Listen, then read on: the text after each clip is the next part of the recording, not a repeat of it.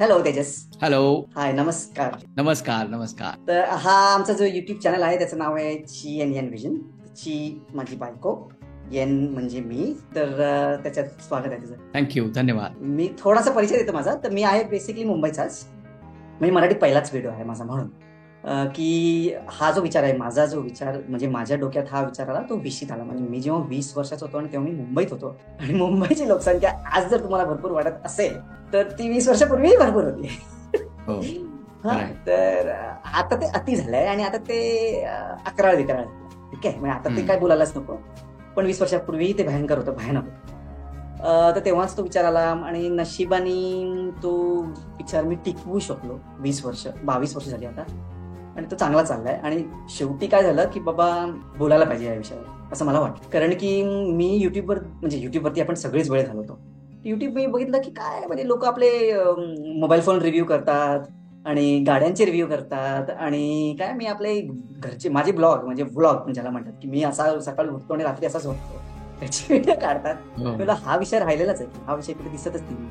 आणि हा एवढा महत्वाचा विषय आहे. म्हणजे आज आपण 800 कोटीला पोहोचलो, आता अजून कधी बोलायचं, मग हे कधी थांबणार आणि आपण कधी सुरू होणार. तर मी या विषयावरती बोलायचं ठरवलं, हल्लीच सुरू केलाय. तुझे व्हिडिओ बघितले मी तेजसचे व्हिडिओ 8 वर्षापासून चालले. 8 वर्षापूर्वी तुझा पहिला व्हिडिओ पाहिला मी. बोललं तेजस काय म्हणतात त्याला, ज्येष्ठ नागरिक आहे. ऍटलीस्ट या विषयात. ठीक आहे, तर बस एवढाच परिचय आहे. आता तुझा परिचय दे प्लीज. शुअर. मला पहिल्यांदा इथे बोलवल्याबद्दल धन्यवाद. मराठीमध्ये ह्या विषयावर बोलणारी खूप कमी मंडळी आहे, त्यामुळे ह्याला खूप महत्व आहे. माझं नाव तेजस गोखले. मी कुठला आहे हा एक प्रश्नच आहे. मी वाढलो अहमदनगर या शहर / गावामध्ये. मग माझं शिक्षण पुण्यात झालं. मग मी काही काळ लंडनला होतो, काही काळ आयर्लंडला होतो. इतरही देशांमध्ये माझं फिरणं झालं काही या त्या निमित्ताने. मी पुन्हा आता पुण्यामध्ये आलेलो आहे आणि आता मी पुण्यातच स्थायिक आहे. सुरुवातीला म्हणजे आता आपल्याकडे एक धोपट मार्ग असतो की तुम्ही काय बाबा शिक्षण करायचं, आणि त्यामध्ये सुद्धा मध्यम वर्गामध्ये तुम्ही विशिष्ट शिक्षण करायचं, इंजिनियर व्हायचं नाही तर डॉक्टर व्हायचं, आणि मग तुम्ही नोकरी मिळवायची, मग तुम्ही घर घ्यायचं, मग तुम्ही लग्न करायचं, मग तुम्हाला मुलं होणार, तुम्ही त्यांचं बघायचं, आणि वगैरे वगैरे असा एक धोपट मार्ग आपल्याला घालून दिलेला असतो. त्यावर जनरली कोणी प्रश्न विचारत नाही. पण मला का माहिती नाही, पण असा प्रश्न पडला की इंजिनियर झाल्यानंतर, नोकरी लागल्यानंतर ह्या सगळ्या गोष्टी, किंवा मुलांना का जन्म द्यायचा. आणि हा प्रश्न खरं म्हणजे मला अगदी नोकरी लागल्यानंतर पडला नाही, तर अगदी लहानपणापासून आपण खेळीमध्ये आई वडिलांशी जेव्हा बोलत असतो, लहानपणी अगदी बाबा विचारायचे मला की तुझ्या आयुष्यातला सगळ्यात आनंदाचा क्षण कोणता, तू सांग बाबा. असं शाळेमध्ये एकदा मला 1-2 बाबांनी विचारल्याचं आठवतंय. आपण काहीतरी सांगायचो, तेव्हा मॅच जिंकली तेव्हा मला खूप आनंद झाला, असं तसं. मग मी विचारायचो, बाबा तुमच्या आयुष्यातला कोणता सगळ्यात आयुष्याचा क्षण. ते म्हणायचे तू झालास तेव्हा. आणि मला अजिबात रिलेट व्हायचं नाही का मी झालो तेव्हा, काय म्हणजे असं एवढं काय झालं. मॅच जिंकलो म्हणजे कसा आनंद आपण रिलेट करू शकतो की अरे क्रिकेटची मॅच जिंकलो वगैरे. हा मला प्रश्न तेव्हापासून होता. मग त्या प्रश्नाला तोंड केव्हा फुटलं, तेव्हा जेव्हा आपण बोलू शकू समाजामध्ये, इतर प्रश्न विचारू शकू, तेव्हा या प्रश्नाला थोडं म्हणजे आपल्याला शिंग फुटल्यावर या प्रश्नाला तोंड फुटलं. आणि मी विचारायला लागलो लोकांना की बाबा का मुलांना जन्म लोक का देतात. माझा ह्या मागचा प्रश्न सेक्स बाबतीत अजिबात नव्हता, प्रजननाच्या बाबतीतच होता.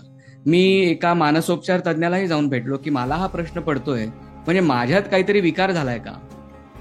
तर त्यांनी असं डायग्नोसिस केलं की असं काही वाटत नाहीये, पण तुम्ही ह्या गोष्टी जरा उघडून वाचा. मग त्यात त्यांनी मला एक्झिस्टन्शियलिझम बद्दल काही पुस्तकं वाचायला दिली. मॅझ्लोज पिरॅमिड जो आहे त्याची पुस्तकं दिली. विक्टर फ्रँकलचं मिनिंग ऑफ लाईफ वरती जे आहे काम, ते पुस्तकं वाचायला दिली. त्याचा उलट परिणाम असा झाला की उलट माझा विश्वास अजून दृढ झाला की जोपर्यंत मला काहीतरी लॉजिकल कारण सापडत नाही मुलांना जन्म देण्याचं, तोपर्यंत तरी मी काही ह्याला तयार होणार नाही. आणि तेव्हा म्हणजे 2001 सालची वगैरे ही गोष्ट आहे, त्यावेळी याहू ग्रुप्स असायचे, आणि याहू ग्रुप्स वरती चाइल्ड फ्री ग्रुप्स असायचे. हो का. हा, आणि तेव्हा मला तो चाइल्ड फ्री असा शब्द कळाला. अरे बापरे. आणि त्या ग्रुप्स वरती लोक चर्चा करायचे, अरे काय लोक मुलांना का जन्म देत आहेत. आणि त्याची थोडीशी काळी बाजूही होती की मुलांचा द्वेष करणारी लोकही त्याच्यात होती. म्हणजे उगीच काहीतरी तक्रार करणार, अरे माझ्या शेजारचं मुलंच आवाज करतंय, काय मुलांना कशाला जन्म देता वगैरे वगैरे, अशा अर्थांनी पण तिथे याहू ग्रुप्सवर ते चालायचं. आज जे रेडिटवर चालतं ट्विटरवर चालतं, तर त्यावेळी याहू ग्रुप्सवर चालायचं. तर त्यावेळी मी त्या ग्रुप्सचा भाग होतो. त्यावेळी मला चाइल्ड फ्री बद्दल माहिती झाली आणि मग मी स्वतःची अशी धारणा केली की हा माझा पर्सनल चॉईस आहे. मला काही लक्षात येत नाहीये मुलांना जन्म देण्याचं कारण. उलट मुलांना न जन्म देण्याची काही माझ्यापुरती कारणं माझ्या तोपर्यंत लक्षात आली होती की आपण एक साधी गाडी घ्यायची म्हणलं तरी खूप खर्चाचा वगैरे विचार करतो, पण मुलं आपण सहज जन्माला देतो. किती तो खर्चिक प्रश्न आहे आणि त्या मुलाच्या जीवाशी प्रश्न आहे. तर मी पर्सनल असं करून टाकलं की नाही, मग मी चाइल्ड फ्री, इतरत्र काय ज्यांना लोकांना करायचं ते करू द्या, अशी माझी सुरुवात झाली. मग पुढे डेव्हिड बेनेटार वगैरे ह्या नंतरच्या गोष्टी आहेत. मग माझे विचार थोडेसे बदलले. म्हणजे मी अगोदर चाइल्ड फ्री स्वतःच्या कारणांसाठी होतो, नंतर इतरांच्या कारणांसाठी झालो. अशी ती शिफ्ट ती नंतरची आहे, पण सुरुवात माझी अशी. ठीक आहे, एक्सलेंट, थँक्यू. म्हणजे एवढा मोठा आणि एवढा डिटेलमध्ये परिचय थँक्यू दिल्याबद्दल थँक्यू. दुसरं हे की मग त्याच्याच आपण शेवटी कसं माहितीये का, आपण दोघं इंडियन असल्यामुळे, भारतीय असल्यामुळे एक थोडासा तो कनेक्ट आहे, कल्चरचा कनेक्ट आहे. तर सगळ्यात मोठा प्रश्न हा पडतो की मग घरच्यांची काय प्रतिक्रिया झाली पहिल्यांदा. म्हणजे तेव्हा तू पहिला डिक्लेअर केलास का, आणि घरी हे काय झालं, मग अरे काय रिएक्शन? घरच्या 2-3 गोष्टी आहेत. एक म्हणजे मी जेव्हा डिक्लेअर केलं, मी असं डिक्लेअर केलं नाही की आजपासून मी चाइल्ड फ्री, असं तर मी कधी एखाद्या दिवशी डिक्लेअर केलं नाही. पण मी प्रश्न विचारत राहिलो की का, कारण काय. तर माझ्या आईचं तर असं काही एवढा प्रश्न देण्याचं कल नाहीये. साधं म्हणजे खूप साधी व्यक्ती आहे, त्यामुळे आईंनी माझ्या अगदी म्हणजे सोडून दिलं, बाबा काय मला कळत नाही, तू काय जे पाहिजे ते कर. बाबांशी माझा काही संवाद झाला की अरे नाही, आयुष्याला अर्थ त्यामुळे निर्माण होतो वगैरे वगैरे, पण त्यालाही मी प्रश्न विचारत राहिलो आणि शेवटी एक स्टेज आली की त्यांच्याकडे काही उत्तर नव्हतं. आणि मग एक अनुत्तरित अशा एका अवस्थेत बरीच वर्ष गेली. मग त्या अवस्थेमध्ये काही अशी त्यांची रिॲक्शन आली नाही की अरे तू असं कसं म्हणतो, तू असंच केलं पाहिजे. सुदैवाने मला आई बाबा असे लाभले आहेत की ठीक आहे, त्यांनी मला जन्म दिला, त्याबद्दल आपण बोलू, पण फार काय बाबा ते लादत नाहीत त्यांचे विचार. काही मर्यादेपर्यंत ते प्रयत्न करतात की नाही असं असं आहे, त्याहून आता आम्ही सांगायचं तसं सांगून झालं, त्याहून युअर लाईफ. त्यामुळे तिथपर्यंत ते मर्यादित होतं. इतर नातेवाईकांमध्ये मी अगदी जे जवळचे म्हणून काही निवडक आहेत त्यांच्याशी ही गोष्ट बोललो, त्यांच्याशी वाद संवाद विवाद झाले आणि ते अजूनही आहेत, त्या स्थितीतच आहेत. त्या पलीकडचे जे नातेवाईक आहेत त्यांना कुठेतरी माझ्या फेसबुकवरनं वगैरे ही गोष्ट माहिती आहे की हा काय बोलतोय, पण ते जनरली हा विषय काढत नाहीत, कारण मला माहिती नाही, त्यांना मे बी अनकम्फर्टेबल वाटतं किंवा काय. आणि मीही जास्त त्यांच्यात जाऊन ऍक्टिव्हिजम करत नाही, कारण मी खरं म्हणजे करू शकतो, पण माझ्या आईबाबांचा विचार मी करतो की त्यांनाही कनेक्टेड राहायचंय. त्यामुळे मी एक वेगळं पर्सोना तिथे मांडतो. आणि कामावरती तर मी अजिबात सांगत नाही. म्हणजे त्याच्यामुळे माझे 2 मोबाईल नंबर्स आहेत. माझा सगळा प्रजनन विरोध चाइल्ड फ्रीचा ग्रुप आणि व्हिगनिझम अॅनिमल राईट्स ऍक्टिव्हिजमचा व्हॉट्सअप ग्रुप आणि कामावरचा व्हॉट्सअप हे वेगळे वेगळे आहेत. कामावर मी जनरली व्हॉट्सअप देतही नाही आणि असं मी मेंटेन केलेलं आहे. त्यामुळे एक प्रकारे मी डबल लाईफ जगतोय. छान, तसंच असायला पण पाहिजे. बरोबर, परफेक्ट. तर मी हा प्रश्न म्हणजे मी थोडक्यात सांगतो, हा प्रश्न मी का विचारला, कारण की माझा जो प्रवास आहे तो पण 2000 मध्येच झाला. म्हणजे मी पण तेव्हा 20 वर्षाचा होतो ना. तर ही माझी स्टोरी आहे. म्हणजे ओके, अजून एक सांगतो, मी हा व्हिडिओ पहिल्यांदा मराठीत केल्यामुळे, मी पहिल्यांदाच कोणाशी तरी मराठीत बोलल्यामुळे हा नुसताच इंटरव्ह्यू नसेल, चर्चा म्हणून करू आपण. म्हणजे माझाही इंट्रोडक्शन होऊन जायचं की हा कोण आहे, हा काय या विषयावरती बोलतोय. हा ठीक आहे. मग तुला मे बी तुला जर ह्या प्रश्न, मला एक प्रश्न आहे आणि तुला जर उत्तर द्यायचं नसेल तरी नो प्रॉब्लेम, किंवा तू नंतर एडिट पण कर पाहिजे तर, की आता तुझ्या बाबांचं मत काय आहे तुझ्या ह्या ते तुला मी आता काय सांगू. म्हणजे आता हे लोक ऐकतील तर मी नसबंदी केलेली आहे, म्हणजे वेस्टेक्टमी केलेली आहे. मी बाबांना माझ्या डायरेक्टली सांगितलेलं आहे म्हणजे या गोष्टीबद्दल. मी माझे बाबा माझ्या बरोबर आले. ऑपरेशन आम्ही पुण्यात केलं. म्हणजे माझा मित्र होता एक पुण्यात, त्याच्यामुळे माझं हे झालं पुण्यातलं. आता मला ते नाव आठवत नाही, हॉस्पिटल मी नेहमीच विसरतो. तर त्या हॉस्पिटलमध्ये माझं ऑपरेशन झालं, गव्हर्नमेंट हॉस्पिटलमध्ये झालं. तिथे माझे बाबा आले स्वतः आणि कोणत्या तरी डॉक्युमेंटवर, आता ते डॉक्युमेंट मला आठवत नाही, कोणत्या तरी डॉक्युमेंटवरती साईन करावं लागतं, ते त्यांनी साईन पण केली. म्हणून मी नेहमी बोलतो की माझे बाबा भरपूर लिबरल आहेत. मग ह्या टोकापर्यंत की बाबा मुलगा हे असं काहीतरी बोलतोय. आणि म्हणजे लग्न झालं होतं तेव्हा माझं, म्हणजे लग्न झालेलं आहेच नाही. तर बायको, मी आणि बाबा, तर मग तिघांनाही साईन करावं लागलं, मला लेटर द्यावं लागलं. तर हे जे ऐकता आता ओके ठीक आहे, तर आपण हा बोलतो त्या विषयावरती म्हणून भारतात नियम आहे की लग्न झालेला म्हणजे नसबंदी जर करायची असेल तुम्हाला तर लग्न झालेलं पाहिजेच आणि एक मूल हवं. पण माझं नशीब होतं म्हणजे फक्त आणि फक्त माझं नशीब असल्यामुळे मूल नसूनही मला त्या डॉक्टरांनी माझ्यावरती उपकार केले आणि त्यांनी माझ्याकडनं लेटर साईन करून घेतलं की बा तू जे काय करतोयस ती तुझीच जबाबदारी आहे, माझं त्याच्यात काही घेणं देणं नाही. तू उद्या परवा तू सांगू शकत नाही की या डॉक्टरांमुळे काहीतरी झालं म्हणजे डॉक्टरांनी मला सांगितलं नसबंदी करायला, असं काही नाही, मी स्वतः ते केलेलं आहे. तर तुझ्या प्रश्नाचं उत्तर ह्याच्यात आहे की ह्या टोकापर्यंत गेले नाही बाबा, माझ्या ह्या लेवलपर्यंत सपोर्ट करतात केलेला आहे त्यांनी की ते आलेत माझ्याबरोबर त्या ऑपरेशनला. आणि दुसरं हे सांगायला गेलं तर इन जनरल म्हणजे ऑपरेशन सोडून एकदाही मला असं कधीही ते कोणत्याही एकदाही बोलले नाहीत की अरे बाबा तू काय करतोयस, तू असं का करतोयस, तुला नक्की आहेस, तू नक्कीच ठरवलंयस का, तू शुअर आहेस का, कधीही नाही आजपर्यंत, कधीही एकदाही नाही. तर तेवढ्या लेवलपर्यंत सपोर्ट आहे. हे माझा हा व्हिडिओ बहुतेक माझे बाबा बघतील कारण मराठीत असल्यामुळे, तर ते गंमत म्हणून बघतील. तर थँक्यू बाबांना, मी थँक्यू सांगितलंच आहे, व्हॉट्सअपवरती सांगितलं आहे, फोनवरती बोलून सांगितलं आहे. तर हा आता व्हिडिओ इंटरनेटवरती झाला आणि कायमचा झाला. Thank you thank you for asking the question. हा प्रश्न मला कोणी विचारला नव्हता by the way. Thank you for asking this question, म्हणजे मला उत्तर देता आलं प्रॉपर. थँक्यू. No problem. ठीक आहे, नेक्स्ट क्वेश्चन. ठीक आहे, जाऊया. येस. दुसरा प्रश्न, आता नेक्स्ट प्रश्न हा आहे की मी हा प्रश्न मी विचारला, माझा जो व्हिडिओ आहे त्याच्यातही हा प्रश्न मला विचारला होता. पण आता तेव्हा मी उत्तर हे दिलं, म्हणजे प्रश्न विचारायच्या अगोदरच उत्तर सांगतो माझं उत्तर की मी मेल असल्यामुळे 50% डिस्काउंट मला ऑलरेडीच मिळतो, तुलाही तोच डिस्काउंट मिळत असा.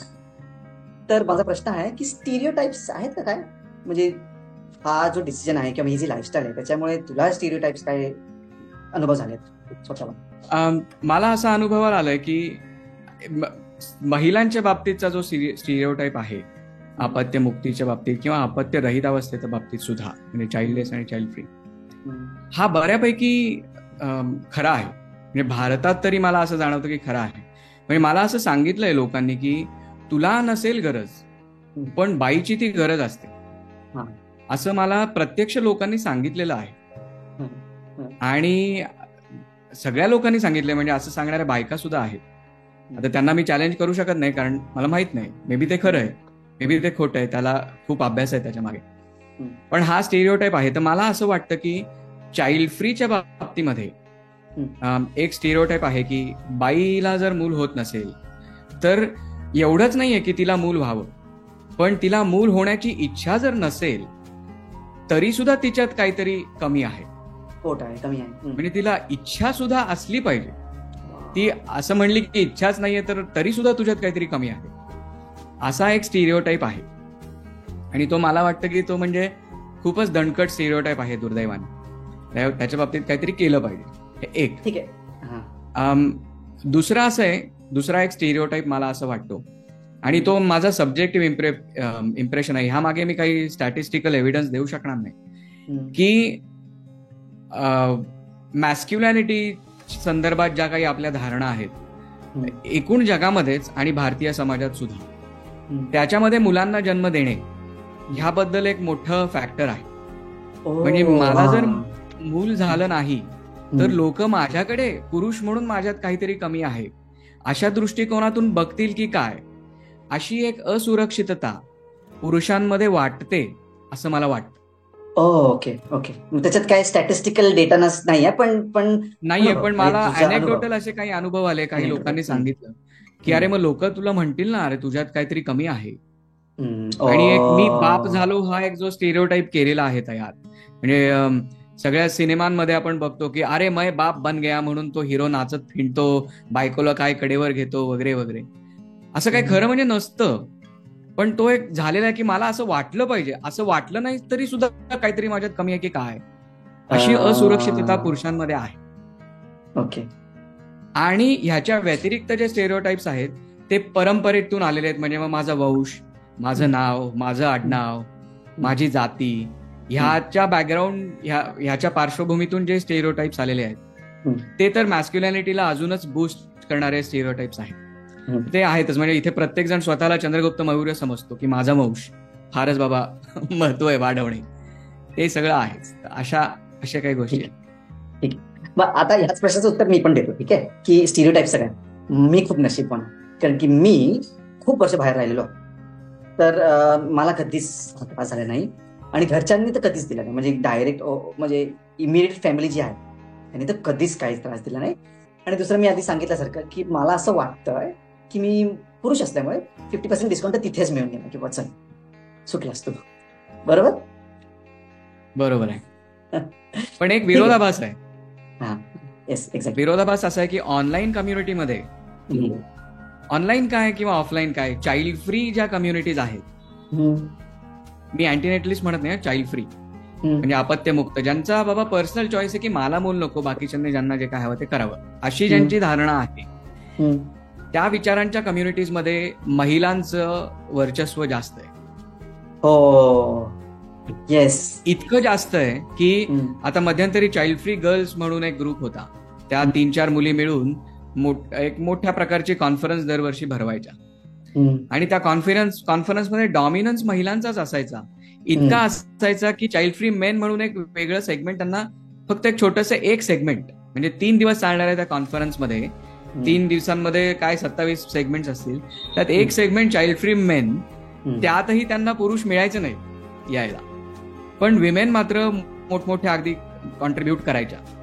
खूप चांगली बातमी आहे. पण मी याचा विचार करतो की असं कसं काय की एकीकडे आपण म्हणतो की महिलांवरती प्रेशर आहे, मी पुरुष असला तर मी नशीबवान आहे, मला एवढं चाइल्ड फ्री मी राहू शकतो, पण दुसरीकडे चाइल्ड फ्री मध्ये आवाज डॉमिनेटिंग महिलांचा आहे. असं कसं काय? कारण की ते शेवटी ती बायोलॉजिकल ऍस्पेक्ट जो आहे तो त्यांचा आहे, तो बायोलॉजिकल ऍस्पेक्ट त्यांचा असल्यामुळे त्यांचा आवाज जास्त स्ट्रॉंग आहे आणि असलाही पाहिजे असं मला वाटतं. आपलं कसं आहे, म्हणजे शेवटी ती जी 9 महिन्याची जी प्रक्रिया आहे ती आपण नाही करत नाही, आपलं त्याच्यात काही कॉन्ट्रीब्युशन नसल्यामुळे शेवटी आपला आवाज कमीच असायला पाहिजे, मला असं वाटतं पुरुषांचा. नाही बरोबर नाही? बरोबर आहे का चुकीचं? नाही, मी जेव्हा विरोधाभास म्हणालो तेव्हा असा जर स्टिरियोटाईप असेल की महिलांना मुलं होण्याची इच्छा असते, महिलांची ती जास्त तीव्र इच्छा असते, असा जर स्टिरियोटाईप असेल तर मग चाइल्ड फ्री कम्युनिटीमध्ये पण महिला जास्त कशा काय, त्यांचा आवाज जास्त कसा काय? कारण की दोन्ही साईडनी बरोबरच आहे. एका साईडनी कसं असतं, म्हणजे हे मी नेहमी बोलतो, आता हा थोडासा विषय थोडा वेगळा याच्यात चाललाय, प्रोपॅगंडा जो असतो ना, प्रोपॅगंडा कसा असतो माहिती का, हे जे ऑर्गनाइज प्रोपॅगंडाज असतात ना, म्हणजे आता कॉन्ट्रोवर्शियल बोलतोय मी की रिलिजनला काय मराठीत काय बोलायचं आपण, धर्म किंवा पंथ हा आहे की नाही, हा आता पर्सनल विषय असायला पाहिजे, पण तो पर्सनल नाही आहे, तो हायजॅक केला गेलाय. तसाच मुलाला जन्म घालायचा की नाही हा पर्सनल विषय असायला पाहिजे, पण तो हायजॅक केला आहे. म्हणजे वेस्टेड इंटरेस्ट, ज्याला इंग्लिशमध्ये वेस्टेड इंटरेस्ट म्हणतात, त्यामुळे हे आपल्याला असं दिसतंय. म्हणजे ऍक्च्युली बायकांचं मुलापेक्षा सगळ्यांचाच हा ऍक्च्युअली एकदम पर्सनल प्रश्न आहे. रिलिजन सारखाच हा पर्सनल प्रश्न आहे, पण त्याच्यामध्ये वेस्टेड इंटरेस्ट असल्यामुळे दोन्ही गोष्टी मी पॅरलल आहेत, म्हणजे रिलिजन आणि चाइल्ड फ्री बाय चॉईस हे दोन्ही पॅरलल एक सेमच विचार आहेत की पर्सनल आहे, पण त्याच्यामध्ये मुद्दामून कोणतरी गुडबुड करत असतं का, तर त्यांचे वेस्टेड इंटरेस्ट असतात, आहे की नाही, ग्रुप्स असतात वेस्टेड इंटरेस्टवाले, ते आपल्याला काय समजलं नाही ते कोण करते ते, पण असतात. मला असं वाटतं की महिलांवरती इतक्या मोठ्या प्रमाणात प्रेशर असतं मुलांना जन्म द्यायचं, त्यामुळे चाइल्ड फ्री कम्युनिटीमध्ये महिलांचा डॉमिनन्स ही त्या प्रेशरची रिॲक्शन आहे. येस, म्हणजे बरोबर जरी हे कॉन्ट्रडिक्शन दिसत असलं तरी त्याचं मूळ कारण असं आहे. मी थोड्या वेगळ्या अँगलनी बोलतोय की हे लोकांना, म्हणजे लोकांच्या मनात काहीतरी वेगळंच चालू असतं. अगेन दोन्ही पॅरल म्हणते मी, मुलाला जन्म घालायचा की नाही किंवा चाइल्ड फ्री व्हायचा की नाही, आणि मी कोणता धर्म पाळायचा आणि किती पाळायचा आणि किती काय करायचा, हे लोकांच्या डोक्यात काहीतरी वेगळंच चालू असतं, म्हणजे एकदम पर्सनल लेवलवरती. पण हे जे वेस्टेड इंटरेस्ट असतात हे तुमच्या डोक्यात काहीतरी घालून काहीतरी वेगळंच करून घेतात. मग ते म्हणतात ना, ते इलेक्शनच्या वेळेस कसं हवा बनवली जाते, ती हवा आहे. म्हणजे जो हे आहे की अरे हे असं पाहिजे, असं लोकांना पाहिजे, असं आपल्याला सांगितलं जातं, तर ते त्यातल्या प्रकार आहे. म्हणजे तू जे बोलतोस ते एक्झॅक्ट प्रूफ आहे. बेसिकली तू जे बोलतोस ना, हा प्रूफ आहे या गोष्टीचा, मी जे बोलतो त्याचा प्रूफ आहे की लोकांना काहीतरी वेगळंच पाहिजे असतं, म्हणजे बायकांना काहीतरी वेगळंच पाहिजे, पण सांगितलं काहीतरी वेगळंच जातं. कोणाकडनं सांगितलं जातं हे वेस्टेड इंटरेस्ट म्हणून सांगितलं जातं, ग्रुप्स असतात त्यांचे. ते काय ऑर्गनायझेशन असतं, मग ते कोणतं ऑर्गनायझेशन आहे त्याची काय आपल्याला, मी काय प्रोसेस सुरू करून बसलेलं नाही कोणतं ऑर्गनायझेशन, पण तेवढं नक्की की करतात हे सगळंच. आणि हजारो वर्षापासून चाललंय, मी असं नाही म्हणत आहे की मी आत्ताच सुरू काहीतरी झालंय, हजारो वर्षापासून हा असंच चाललंय आणि असंच चालत राहणार ना, कारण की नाहीतर हा खेळ चालणार कसा. बरोबर बरोबर. त्याच्याच पुढचा प्रश्न हा आहे, आता मी मगाशी सांगितल्यासारखे की हे सगळे जे मी प्रश्न विचारतोय ना ते माझे पर्सनली जे एक्सपिरियन्सेस आहेत त्याच्यावरती बेस्ड आहे. आता पुढचा प्रश्न हा आहे की तुझा हा जो थॉट प्रोसेस आहे या थॉट प्रोसेसमुळे जीवनसाथी शोधण्यात किंवा न शोधण्यात काय त्याच्यात हे आहे इन्फ्लुएन्स आहे? अर्थातच अवघड आहे, कारण आपण मायनॉरिटीमध्ये आहोत आणि त्याहून हा म्हणजे आपण पुरुष आहोत. म्हणजे आता मी पुरुषाच्या दृष्टिकोनातून हे उत्तर द्यायचं झालं तर आणखीन अवघड आहे. मे बी महिलेच्या दृष्टिकोनातून सुद्धा अवघड आहे मे बी असा एखादा पुरुष मिळणं. कारण असंही एक म्हणलं जातं की महिलांवरती जरी प्रेशर असलं तरी फादरहुडचं एक प्रेशर एक वेगळं आहे असं एक म्हणलं जातं. पण काही जरी असलं तरी मला वाटतं जीवनसाथी मिळणं किंवा शोधणं हे अशा विचारांमध्ये आत्ताच्या परिस्थितीमध्ये अवघड आहे. आणि त्यात मी 2 मुद्दे असे सांगेन की आता मी व्हीगन आहे, 20 वर्ष झाली. 20 वर्षांपूर्वी मी एखाद्या जर रेस्टॉरंटमध्ये गेलो असतो, मुख्यत्वे युरोपियन आपण देशांमध्ये म्हणूया, तर फार अवघड होतं व्हीगन माणसाला. म्हणजे त्यांना व्हीगन हा शब्दही माहिती नसायचा. आज परिस्थिती अशी आहे की त्यांना ते ऍडव्हर्टाईज करतात आम्ही व्हीगन आहे. इथे काही फोन्स आहेत जे व्हीगन केसेसच्या ऍडव्हर्टायझिंग करतात, ओप्पो वगैरे मेनस्ट्रीम फोन्स. तर 20 वर्षांनी मे बी परिस्थिती बदलेल, वेगळी असेल की चाइल्ड फ्री सुद्धा लोक म्हणतील की नाही आम्हाला चाइल्ड फ्री एक डेटिंग साईट्स आणि त्या मॅट्रिमोनियल साईट्स मध्ये चाइल्ड फ्री नावाची एक कॅटेगरी असेल, कदाचित असंही असेल. त्यामुळे 20 वर्षांनी सोपं होईल. पण आजच्या बाबतीमध्ये जीवनसाथी शोधणे ही ह्या विचारांमुळे सध्या अवघड आहे असं मला वाटतं. आणि दुसरा एक मुद्दा आहे तो मी आता विसरलो, आपण पुन्हा आठवला की मी सांगेन. सध्या आपण पुढे जाऊया. ठीक आहे. हे माझा दुसरा मुद्दा ऍक्च्युली तुझ्या स्टोरीवरनं आठवला, मी जो विसरलो होतो तो हाच आहे की गोष्टी क्लिअर करा. माझ्या समोर काही उदाहरणं आहेत ज्यांनी लग्न केली आहेत न सांगता. त्या लग्नांचं पुढे काय होणार ही एक मोठी चिंता आहे, पण असं अजिबात करू नका, अजिबात करू नका, विनंती नाही. कारण की छोटा विषय नाही आहे हा विषय, म्हणजे जीवनाचा विषय आहे, जीवनाचा. तर हे काय भातुकलीचा खेळ नाही, काय आपल्याला गंमत नाही चालू आहे जे काय. आणि प्लीज म्हणजे जो माणूस, मुलगा, बाई, कोण जे काय ऐकत असतील हा व्हिडिओ, प्लीज मी तेजसही तेच सांगतोय, मीही तेच सांगतोय की गंमत नाहीये, बी ऑनेस्ट पहिल्या मीटिंग मध्ये. आणि काय भांडण करण्याचा विषय नाही, आणि काय कोणाशीच भांडण करण्याचा विचार नाही. सरळ माझा असा विचार आहे, तुला पटत असेल तर ठीक आहे आपण पुढे जाऊ, नाही तर नाही की नाही. एक्झॅक्ट. मला आंबे खायचे आहेत, मला आंबे खावायचे वाटतात, तुला नसतील खावायचे वाटत, पण मी आंबा खाणारच कोणतरी शोधतोय, तर आपण ठीक आहे एकत्र राहू. तुला नसेल आवडत नाही आपण करू शकत, तर काय आहे की नाही. ठीक आहे, एकदम मी सिम्प्लिफाय करतोय ना. ठीक आहे. ओके, नेक्स्ट प्रश्न हा आहे की तू या विषयावरती लोकांशी बोलतोस का? म्हणजे हे इंटरनेट सोडून तुला या लोकांशी तू या विषयावरती बोलतोस की अवॉइड करतोस, घाबरतोस की काय? बाबा आपलं कसं आहे, म्हणजे काय तुझं काय म्हणणं आहे? मी ह्या विषयावरती खूप जवळच्या लोकांशीच फक्त बोलतो. ओके. म्हणजे 2 गोष्टी आहेत. एक, मला ऍक्टिव्हिजम म्हणजे स्ट्रीट ऍक्टिव्हिजम करायचंय. मी ह्याच्या अगोदर काही थोडेफार प्रयत्न केलेत चाचपणी करण्यासाठी म्हणून. जवळच्या नातेवाईकांशी मी बोलतो. इतरत्र ज्यांच्याशी बाबा एक काय म्हणू आपण फंक्शनल संबंध असतात, ट्रान्झॅक्शनल संबंध असतात की हाय हॅलो कसं काय बरोबर आहे, त्यांच्याशी मी काय बोलत नाही. कामावर तर अजिबात बोलत नाही. पण मात्र एकदम दुसरी बाजू ऍक्टिव्हिजम, एकदम अनोळखी लोकांशी पूर्णपणे मी बोललेलो आहे आणि इथून पुढे बोलायची इच्छा पण आहे.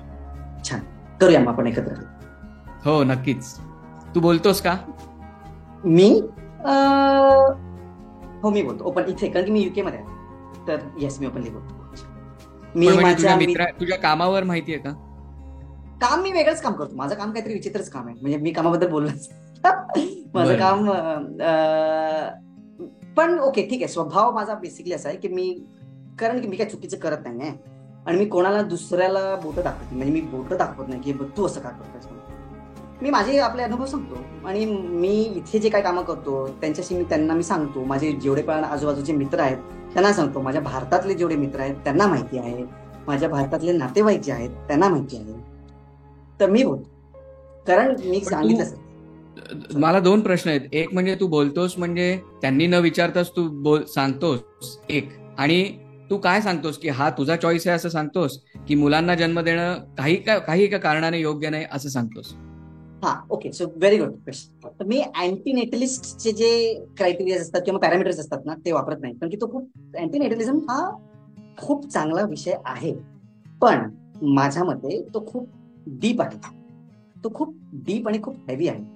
म्हणजे डायरेक्ट मूल कसं डायरेक्ट धावायला नाही शिकत, तर तो चालायला पहिला शिकला पाहिजे. ते तसलं आहे. हे चाइल्ड फ्री बाय चॉईस आहे ना, ते आपलं हलकं फुलकं एक आपली पुरी खातात ना, तशी आहे ती पुरी हलकी. तर तसं करावं. मग मी तसं करतो. म्हणजे माझं काय आहे की आपले एकदम छोटे हलके विषय असतात. मी थोडक्यात सांगतो. मी जास्त काय शहाणपणा करत नाही. मी स्वतःच काय गाणी गात नाही. लोकांना वाईट बोलत नाही की तू असं का केलंस, की तुम्ही असं कोणतेच विषय नसतात ना ते. तर लाईक असतात. मी बोलतो, ओपनली बोलतो. पण तुला लोक विचारतात आणि मग तू सांगतोस का तू होऊन सांगतोस?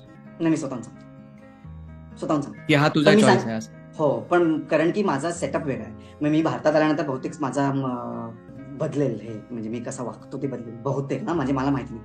पण इथे कसं आहे, मी खूपच वर्ष बाहेर राहिल्यामुळे ना, माझा सेटअप वेगळा आहे. माझं एन्व्हायरमेंट वेगळं आहे. माझे मित्र वेगळे आहेत. इथे मी जी कामं करतो ते वेगळे आहेत. तर ते सगळं माझं कामच वेगळं आहे थोडक्यात. तर ते त्यामुळे मला जमतं. पण मी तिथे आल्यावरती वेगळं वागेन. मग आपण परत बोलू. हा विषय प्रश्न मला तू परत एका वर्षाने पुन्हा एकदा विचार. नेक्स्ट प्रश्न हा सगळ्यात फेवरेट प्रश्न आहे माझा, कारण की माझे जेवढेही व्हिडिओ बघाल त्याच्यात मी बोलतो. हा माझा सगळ्यात फेवरेट प्रश्न आहे. थोडासा तुला बॅकग्राऊंड देतो, म्हणजे बेस फाउंडेशन. हा जो मी प्रश्न विचारतोय तुझ्या अँगलनी, तुझ्या पर्सनल लाईफच्या बद्दल म्हणतोय मी, लोकांच्या बद्दल संबंधित नाही हा. तुला चाइल्ड फ्री बाय चॉईस हा डिसिजन घेतल्यामुळे काय चॅलेंजेस वाटतात? चॅलेंजेस काय वाटतात? मला तसं सांगणं थोडंसं अवघड आहे ह्या प्रश्नाचं उत्तर देणं. त्याचं कारण असं की मी सुरुवातीला म्हटलं तसं, मी सुरुवात माझी चाइल्ड फ्री बाय चॉईसनी झाली आणि नंतर माझा व्ह्यू बदलला. की माझ्या असं लक्षात आलं की हा पर्सनल चॉईस पुरता मुद्दा नाहीये, आणि मग मी अँटीनेटलिस्ट झालो. आणि आता त्यात माझ्यातलं अँटीनेटलिझम मला झाकून जगाकडे बघणं शक्य होत नाही. ते म्हणतात ना, एकदा तुम्ही एखादा तो क्यूब अशा अँगलनी बघितला की तो परत न बघणं शक्य होत नाही. तशी अनलर्न करणं शक्य नाही. त्याच्यामुळे चाइल्ड फ्रीमुळे मला काय चॅलेंजेस आले हे सांगता येणं थोडंसं अवघड आहे. कारण अँटीनेटलिझममुळे खूप चॅलेंजेस आले. अँटीनेटलिझममुळे तुम्ही जाल तिथे तुम्हाला तेच दिसतं आणि ते तुम्हाला झापड लावता येत नाही. पण त्याच्यामुळे थोडंसं चाइल्ड फ्री झाकळलं गेलं असं मी म्हणेन. त्यामुळे चाइल्ड फ्री फक्त मुळे काय चॅलेंजेस आले हे सांगणं थोडंसं मला अवघड आहे. एक आहे की मी आता लग्न केलेलं नाहीये आणि आत्ताची माझी अवस्था अशी आहे की मला ह्या निर्णयाबद्दल अतिशय आनंद वाटतो, की आय एन्जॉय, की मागे वळून बघताना आपलं लग्न झालं नाही ह्याबद्दल मला खरंच म्हणजे चांगलं वाटतं. की एक निर्णय जो आहे आयुष्यातला, एक गोष्ट काय योग्य घडली असेल आपल्या, ती म्हणजे आपण आता तू केलंस, मी काही लग्नाविरुद्ध नाही, पण मला पर्सनली असं वाटतं माझ्या बाबतीमध्ये. तर ते मात्र जर मी चाइल्ड फ्री नसतो ना, तर कदाचित माझं लग्न झालं असतं. आणि मे बी आत्ताचं मला असं वाटतं की अरे रे ते वाईट झालं असतं, पण मे बी झालं असतं तर नसतं वाटलं मला वाईट झालं असतं. एवढंच आहे. काय लग्नाच्या बाबतीत आपण बोलतोय म्हणून सांगतो, लग्न ना हे फक्त एक इन्स्टिट्यूशनल प्रोग्राम आहे असं मी म्हणतो. प्रोग्राम हा शिकतो. लग्न का केलं आम्ही? लग्न मी सांगितलं हा जो हे इन्स्टिट्यूशनल आहे. लग्न आम्ही फक्त आणि फक्त कागदासाठी केलं, कारण की ते करावंच लागतं आता कागदासाठी. कारण की शेवटी मला पासपोर्ट आणि जे काय इन्शुरन्स ABCD जे काही डॉक्युमेंट्स लागतात त्याच्यासाठी लग्न करावं लागलं. म्हणजे मी करावं लागलं असं बोलतो मी. म्हणजे हे असं नाही की कोणी कान धरला म्हणून, सिस्टमने कान धरला, हात मुरगळला म्हणतात ना जातात, तर सिस्टमने हात मुरगळला, त्या करावं लागला. तुला मी का सांगतोय की तुझ्या दृष्टीने, अगेन मी काही म्हणत नाहीये की मी बरोबर आहे आणि तू चुकीचं आहे. अनुभवाने सांगतोय की जर एकदम खास मित्र आणि खास मैत्रीण एकत्र राहत असतील आणि त्यांना करावंच लागलं कागदपत्रामुळे लग्न, करा की लग्न, काय हरकत आहे. हा लग्नाचा विचार. बरोबर. नाही, absolutely I don't have any disagreement on that. म्हणजे एक फक्त सांगतो की हे जे चॅलेंजेसचा तू जो प्रश्न विचारलास ना, आता मला चाइल्ड फ्री पेक्षा अँटीनेटलिझममुळे जास्त चॅलेंजेस आहेत, ही वस्तुस्थिती आहे. पण चाइल्ड फ्रीमुळे चॅलेंजेस समजा कमी असतील त्याचं एक कारण आहे परत तेच आहे की मी पुरुष आहे. मी जर स्त्री असतो तर बहुतेक मला खूप जास्त चॅलेंजेस फक्त चाइल्ड फ्रीमुळे फेस करावे लागले असते. ओके, पण अगेन मी प्रश्न परत विचारतो हा, की मी वैयक्तिक अँगलने म्हणतो, डोंट थिंक तू सोसायटीच्या अँगल नको विचार करू. काय सांग, हा प्रश्न परत का विचारतो तुला मी सांगतो. हा प्रश्न मी आतापर्यंत 9 वेळा विचारला, 9 वेगळ्या लोकांना विचारला, आणि इन्क्लुडिंग 9 मधनं मला वाटतं 8 फिमेल्सच होत्या, 8 फिमेल्स असाव्या मला. सगळ्यांची उत्तरं 0 चॅलेंज म्हणून आली आहेत. माझाही स्वतःचा व्हिडिओ आहे, त्याच्यात मी तेच सांगते, माझी बायको तेच सांगते. आता डॉना जी होती काल परवा, तिच्या व्हिडिओ ती तेच बोलली. तर मी त्या अँगलने म्हणतो, I am not talking about society काय बोलते आणि सोसायटी काय करते आणि तुझ्या लोकांबरोबर इंटरॅक्शन काय, हे सगळं सोडून तेजसच्या विचारांबद्दल कसं काय वाटतं. म्हणजे प्रश्न असा आहे की बाबा मी एक समजा माझ्यात काही कमी आहे का असं मला वाटतंय का, किंवा मला काही कमी भासतीये का. मला वाटतं अजिबात नाही. उलट पक्षी उलट चांगलंच आहे, कारण मला तर शक्य नाही इमॅजिन करणं की मी कोणाला तरी ते जन्म देतो. आणि अशा काही महिला आहेत बरं का. म्हणजे आता एक्सप्लोरिंग अँटीनेटलिझमचा जो व्हिडिओ झाला ना लेटेस्ट, माहित नाही तू बघितलास की नाही, ती जॉन्सू म्हणून आहे. तिला ऍक्च्युली मूल हवं होतं, तिला आई व्हायचं होतं, पण तिने अँटीनेटलिझम बद्दल वाचून तिचा विचार बदलला. तर तिला नक्की कमी कुठेतरी जाणवत असणार, पण तशी कमी मला 100% नाही. मी त्या उलट म्हणेन, मला हे विचार करवत नाही की मला मूल असेल, तर अजिबात नाही. ओके, ठीक आहे. या विषयावरती मला थोडंसं ऍड करायचं की तू जे बोललास ना त्या जॉन्स, काय नाव काय सू काय उच्चार तिचा काहीतरी जॉन्सू असा आहे, पण स्पेलिंग CANSU असं आहे. ठीक, चायनीज किंवा जॅपनीज असं नाही, टर्किश आहे.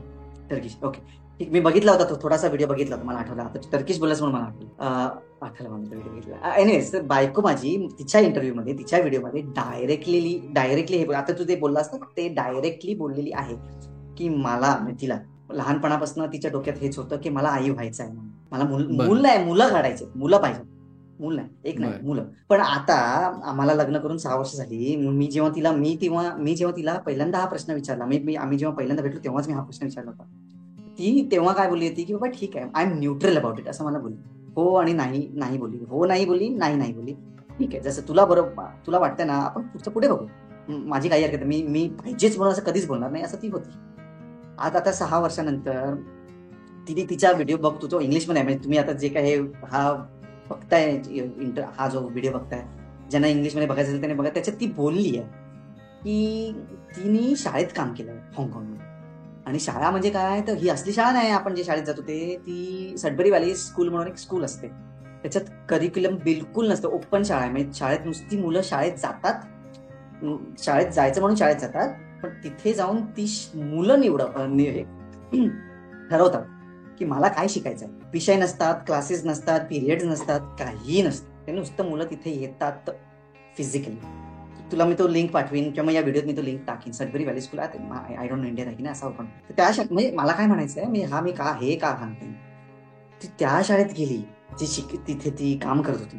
तिथे तिने बघितलं की अरे मुलं, म्हणजे असं पण नाहीये की त्याला कंपल्सरी मॅथमॅटिक्स शिकावं लागतंय, जिओग्राफी शिकावं लागतंय, हिस्ट्री शिकावं लागतंय, म्हणून तो प्रेशरमध्ये आलाय, ताण आहे त्याला नाही आवडत मॅथ्स. बऱ्याचशा मुलांना मॅथ्स नाही आवडत, म्हणून तो वैतागलाय आयुष्याला आणि त्याला आवडत नाही जगायला म्हणजे शाळा वेळ आवडत. तसं नाही, तर ती एवढ्या फ्री शाळेत जाऊन तिने ते जे बघितलंय की मुलं, आता आय डोंट नो मी हे बोलायला पाहिजे नाही, म्हणजे we are getting a little distracted. तिने ते हे बघितलं की बाबा एक मुलगा आहे, तो कधी अख्ख्या आयुष्यात स्टँडर्ड शाळेत गेला नव्हता, ह्याच शाळेत गेला, कारण की त्याची आईच फाउंडर आहे त्या शाळेची हाँगकाँगमध्ये. तर तो मुलगा, एकदा त्या मुलाने त्याच्या आईला त्याचं काहीतरी चिप्स का वेफर्स का काहीतरी होते, ते त्याने खाल्ले, आईने खाल्ले. त्याला नाही, सॉरी, आईचेच होते ते, आई खात होती, पण ते त्या आईने शेअर केलं नाही त्याच्याबरोबर. तो एवढा कळकळून रडला आहे.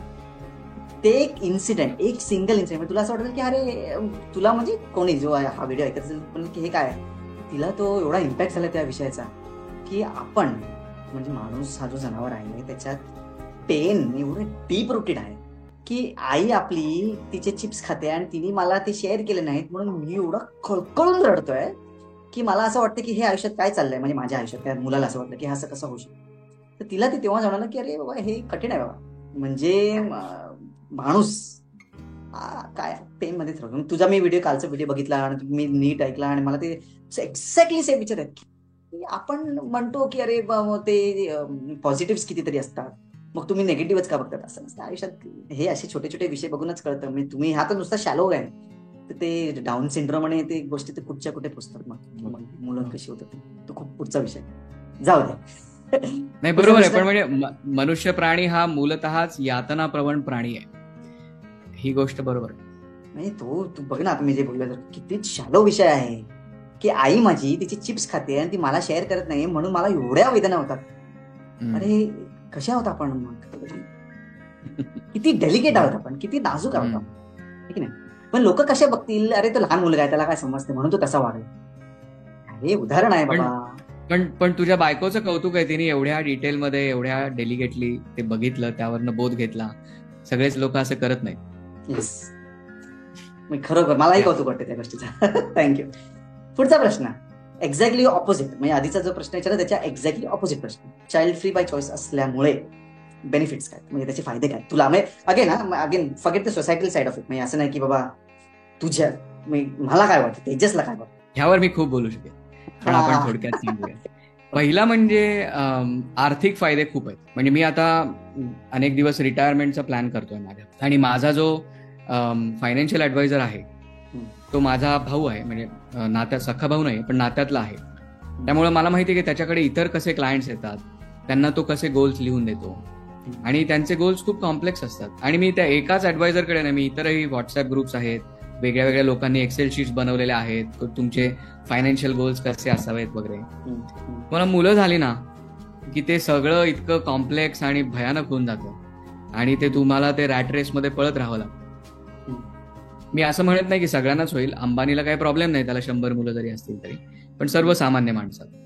त्यामुळे मला हा रिटायरमेंटचा तुलनेने, मी काय म्हणत नाही की मी खूप एवढा श्रीमंत आहे की सगळं सोपं झालं, पण तुलनेने मी असा विचार करतो की मला जर आता 2 मुलं असतील, तो सिनॅरिओ आणि आज मी आहे ह्या सिनॅरिओमध्ये, आत्ताचा सिनॅरिओ खूपच सोपा आहे. माझी एक्सेल शीट खूप सिम्पल आहे. माझ्याकडे पैसे किती साठलेत, इन्फ्लेशन किती आहे, आणि ते किती दिवस राहील, एवढं सिम्पल एक्सेल फॉर्म्युलामध्ये मी माझं रिटायरमेंट प्लॅनिंग करू शकतो. मुलं असती तर हे मला शक्य नव्हतं. हा सगळ्यात मोठा पहिला बेनिफिट आहे. दुसरा बेनिफिट असा आहे की खरंच मला एक स्वातंत्र्याचा अनुभव येतो, आणि माझी अशी धारणा आहे की हा अनुभव ना 40 नंतरच येतो, की तोपर्यंत तुम्ही पळत असता, कारण तुम्हाला माहित नसतं तुम्ही काय करताय, कशासाठी करताय. आता तुमच्या लक्षात येतं की आता आपण आपलं आयुष्य आहे, आपण जगू शकतो पाहिजे तसं, आणि आपल्याला एक अनुभव आलेला असतो बोलण्याचा, फेस करण्याचा. आणि त्यामुळे मुलं नसण्याचं जे स्वातंत्र्य आहे त्याचा तुम्ही खरंच उपभोग घेऊ शकता. आणि त्या फेजमध्ये मी आता आहे की मला असं फार वाटत नाही. मी लोकांकडे बघतो ना, ते सगळ्या त्या एका प्रकारे आत्ममग्न संसारात रमलेले असतात. मी इतर गोष्टी खूप करू शकतो. मी कुत्र्या मांजरांचं स्टरलायझेशन करतो, हे युट्यूब व्हिडिओ बघतो, अनेकविध पुस्तकं मी वाचतो. हे सगळं मी अजिबात करू शकलो नसतो इतरत्र बघून, हे मला लक्षात येतं, आणि हा स्वातंत्र्याचा भाग आहे.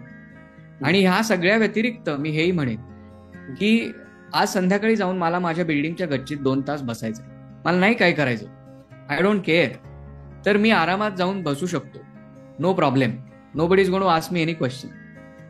हे सुख आणि हे स्वातंत्र्य खरंच मला मिळालं नसतं, माझा वैयक्तिक तरी असा अनुभव, आणि मला ते फार बरं वाटतं की असं आहे. हे स्वातंत्र्याचा दुसरा एक मोठा बेनिफिट झाला. तिसरा एक बेनिफिट असा आहे की घरामध्ये माझ्या सगळं सिम्पल आहे, की आई वडील आहेत, त्यांची काळजी घ्यायची, ह्याच्या व्यतिरिक्त मला काही फार करायचं नाही. आणि ट्रॅव्हलही समजा आता मी आता जात नाहीये कुठे, पण जरी जायचं असलं बाबा तरी खूपच सोपं आहे ट्रॅव्हल करणं. मला तुलाही अनुभव असेल, तू तर इतकं ट्रॅव्हल करतोस. मुलं घेऊन जाणं म्हणजे अवघड आहे ते सगळा प्रकार.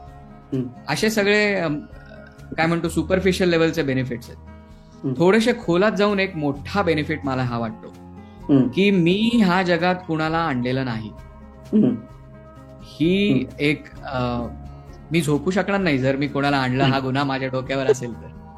म्हणजे तो अबू अलमारी जो म्हणतो ना, त्याच्या टोमस्टोनवर हे लिहिलेलं आहे की माझ्या वडिलांनी ही चूक केली, पण ती चूक मी करणार नाही, अशा आशयाचं ह्या शब्दात नाही, त्याच्या थडग्यावरती ते वाक्य. आणि ते अगदी खरं आहे की मला झोपच येणार नाही, मी जगूच शकणार नाही की मी कुणाला तरी इथे आणलंय. त्यामुळे तो एक मॉरल फ्रीडम जे आहे ना, ते अमूल्य आहे. हे सगळ्यात जास्त मोठं बेनिफिट आहे असं मला वाटतं. एकदम परफेक्ट. अजून काय पुढे? नाही, एवढंच. ओके, आता मी माझं सांगतो थोडक्यात. पहिला जो तू विषय बोला, सगळ्यात पहिला विषय पैशांचा, त्याच्याबद्दल मी व्हिडिओ बनवलाय स्पेसिफिकली. अभिषेक चोक्सी म्हणून एक ऑस्ट्रेलियात मुलगा आहे, मुलगा नाही म्हणजे माणूस, मी मुलगाच बोलतो सगळ्यांना, माणूस आहे. त्याने आणि मी दोघांनी इंग्लिशमध्ये तो व्हिडिओ बनवला आहे आणि त्याच्यात एक्सेल फाईल आहे आणि कॅल्क्युलेशन्स आहेत. तो मी आता हा व्हिडिओ जो बघत असतील तर तो व्हिडिओ जाऊन बघा आणि लोकांनी मला विचारा की ती फाईल तुम्हाला देईन. अरे काय म्हणजे काय सांगू, तो व्हिडिओ बघा मगच तुम्हाला कळेल की पैशाच्या बद्दल तर झालंच. पहिला प्रश्न, पहिला जो तू हे सांगितलंस ते कारण परफेक्ट आहे. दुसरे जे तू काय सांगितलं ते थोडंसं मी हे सांगतो की तू अंबानी बोललास ना, अंबानी कितीही श्रीमंत झाला, आता मी ही टीका नाही करत आहे, ऑब्झर्वेशन आहे, ब्लॅक अँड व्हाईट ऑब्झर्वेशन आहे, विदाउट एनी जजमेंट, शून्य जजमेंट. अंबानीच्या मुलाचं आता जे काय झालं, लग्न नाही, प्री वेडिंग होतं, ते नाही प्री वेडिंग येतो, तो देखावा जो झाला, देखावा, त्याच्यात तू तो मुलगा बघ, तो एशियातला सगळ्यात श्रीमंत माणूस आहे. तर तो जो फंडामेंटल पेन ज्याला म्हणतात ना, म्हणजे मी नेहमी म्हणतो, मी माझ्या व्हिडिओजमध्ये आणि सगळीकडे मी फेसबुकवरती सांगतो, no life is equal to no pain चा जो कॉन्सेप्ट आहे तो त्याच्यात दिसतोय. म्हणजे हा एशियातला सगळ्यात श्रीमंत माणूस आहे, त्याचा मुलगा बघ, त्याची बॉडी बघ, त्याच्या फिजिकल प्रॉब्लेम. टीका नाही आहे ही टीका नाही, हे ब्लॅक अँड व्हाईट आहे. मी काय त्याला जाडा केलेला नाहीये आणि मी काय त्याला रोग झाला आहे त्याच्यामुळे तो झाला, तो काय आपलं खातं जास्त म्हणून श्रीमंत असं काय नाही, त्याला प्रॉब्लेम्स आहेत, मेडिकल रिझन आहे त्याची. पण आता तो सगळ्यात जगातला एशियातला सगळ्यात श्रीमंत माणूस आहे. सगळेच प्रश्न पैशाने सुटतात का? नाही सुटत बाबा. आता तुमच्या समोर ब्लॅक अँड व्हाईट उत्तर आहे, अजून काय पाहिजे तुम्हाला? ठीक आहे. आणि तू तिसरं जे काय बोललास ते की वेळ बोललास ना, की वेळेचं तर मी काय सांगू आता आमच्याबद्दल, माझी बायको आणि मी, म्हणजे काय सांगू, किती वेळ असतो आमच्याकडे. मी तुला तुझे बोललास नाही, पाहिजे ते करतो आम्ही, पाहिजे ते करतो, पाहिजे तेव्हा करतो, पाहिजे ते खातो, पाहिजे तेव्हा पितो, पाहिजे तेव्हा फिरायला जातो, पाहिजे तिथे फिरायला जातो, जे पाहिजे ते करतो. कधीच असं नाहीये की विचार करावा लागतो आणि प्रश्न विचारावा लागतो स्वतःला की मी तुझे बोलतोस ते एक्झॅक्टली बरोबर बोलतोस, काही त्याच्यात हे काय सांगणार. अगेन मी हे आधी बोललेलं नाही, हे आता सांगतो. मी आधी हा जो व्हिडिओ, हे जे मी व्हिडिओज करतो, हा व्हिडिओ नाही, व्हिडिओज जे करतो, त्याच्यात माझा उद्देश हा असा नाहीच आहे की सगळेच चाइल्ड फ्री झालेच पाहिजे. म्हणजे अँटिनेटलिस्टचा जो हा आहे ना की इट इज रेकमेंडेड येते. मी खूप शॅलो लेवलला बोलतो. शॅलो लेवलला म्हणजे काय की बाबा बघा ना, तुम्हाला एखादा माणूस दिसतो आहे समोर तुमच्या, एखादा नाही म्हणजे एक नाही, मी ह्याची सिरीज बनवतो, लोक आहेत, बरेचसे लोक आहेत. आता तुम्हाला जर वाटत असेल की बाबा मला चांगलं जगावायला पाहिजे, माझ्याकडे पैसे असायला पाहिजे, स्वतःसाठी टेन्शन नसायला पाहिजे, मला एक चांगला साथीदार मिळाला तर मी मजा करेन. साथीदार जरी नसला, म्हणजे तेजस सारखा जर कोणतरी असला तर त्याला जर वाटत असेल की तेजसला नाही म्हणजे तेजस सारखा एक सिंगल माणूस की मला गच्चीत जाऊन बसायचं आहे किंवा मला नुसतं समुद्रावरती जाऊन बसायचं आहे, मला सिंहगड किल्ल्यावरती जाऊन चढायचं आहे, सिंहगड किल्ला बघायचा आहे, तिथे सिंहगड किल्ल्यावरती गेल्यानंतर मला नुसतंच बसायचं आहे थोडा वेळ, त्याच्यानंतर खालती मला यायचं आहे. ठीक आहे, अशा गोष्टी करायच्या आहेत की मला चला, मी आता झालं, मी एक बरेच वर्ष नोकरी केली, आता मी 40शीत आहे, तर मला आज आता एखादा नवीन म्युझिकल इन्स्ट्रुमेंट शिकायचं आहे, मला टेबल टेनिस शिकायचं आहे, मला पोहायला शिकायचं आहे. मी कधीच सायकल चालवायला शिकलो नाही लहानपणी, मला सायकल चालवायला शिकायचं आहे. हे कितीतरी गोष्टी तुम्ही करू शकता. की मला काहीच नाही, जाऊन दे, मला काहीच करायचं नाही, मला नुसतेच आपले पिक्चर बघायचे, रोज मला पिक्चर बघायचं, ते करू शकता, आहे की नाही, तेही करू शकता.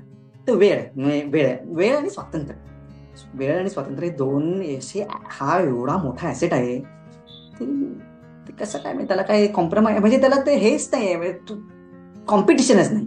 काय कशाने कॉम्पिट करणार तुम्ही वेळ आणि स्वातंत्र्य? त्यात मला एक असं सांगायचं की असं सांगितलं जातं आणि मलाही असं सांगितलं गेलं होतं की वेळ असणं ही दुधारी तलवार आहे.